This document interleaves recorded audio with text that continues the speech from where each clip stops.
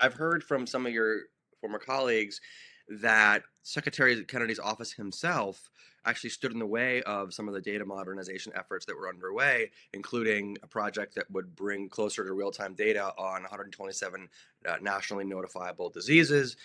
But this struck me as something that was a little bizarre because this was a transparency effort, and it wasn't particularly controversial. It wasn't anything that would offend the frankly delicate sensibilities of this administration.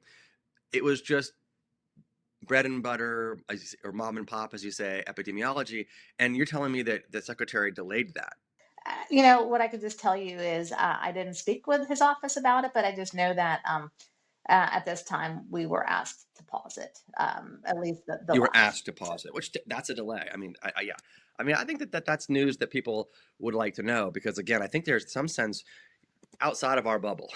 I think that the average person has no idea what's going on at the CDC, and they probably don't realize something like that would be in the public interest, and that this secretary Kennedy and his office were actually not facilitating that. And I think it might be a small example, but I think it's a microcosm of an issue that most people would support, right? And so I wanted to. No, I agree. What I would say is, there was the executive order on gold standard science and transparency, and I think that's important. We should have gold standard science and transparency, but to me, that means, putting more things on website, opening things for public comment, and then certainly ensuring that data is reproducible and shared. And so my hope is that with any of the upcoming reports that come out of the department, including the autism report, that those are publicly shareable and that the data is available for secondary analysis by others to see if it's reproducible. That's gold standard science. Speaking of the forthcoming autism report, I'm wondering, does David Geyer have an office inside the CDC? How is he doing his work such that it is? Yeah, he does not, at least to my knowledge, currently have an office. He had come to CDC and was given space while he was on premise, but my understanding is he is working at HHS now. I see. And relating to the whole vaccine availability question, can you just tell everyone a little bit about how you found out about the changes that were supposed to happen with respect to our national COVID Oh, vaccine yes. policy? So I was in our senior leadership meeting and my phone started blowing up, probably even from you, when I saw on X that there was a video with the secretary and NIH and FDA talking about changes to CDC COVID guidance, and that was a surprise to myself and Dr. Daskalakis. And, we had to ask for written guidance because we were not comfortable implementing off a social media video. And it took a little bit of back and forth to actually clarify, healthy versus all, things like that. But, we were requested to implement it, but we needed clarity. It seemed to me that at that time we did not have an acting CDC director. That position was vacant. But it seemed to me that Secretary Kennedy, by appearing with Dr. McCary and Dr. Bhattacharya, was essentially making CDC policy from other agencies. Is that Was that the right read? And if so, did you pick up the phone and maybe call up our nation's top FDA vaccine official, Dr. Vinay Prasad, or did you never really connect on that?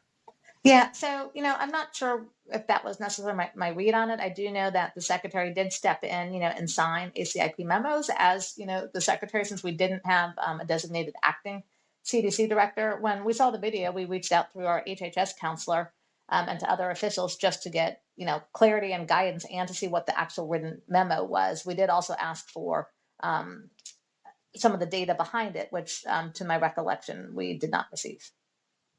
Yeah, I mean, in my own sort of digging around, I see conclusions and memos, but I don't see data that speak to this question, including in the decision memos for the applications for licensing.